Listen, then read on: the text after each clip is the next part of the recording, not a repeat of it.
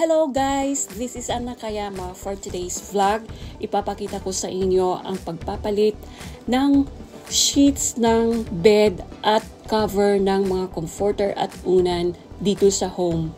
Every week, nagpapalit kami ng mga sheets dito sa home para maging komportable naman at malinis ang ating mga matatanda. As a caregiver, hindi lang talaga pagpapaligo, pagpapakain, pagpapalit ng pampers at pagbibigay ng meds ang ginagawa namin dito sa home.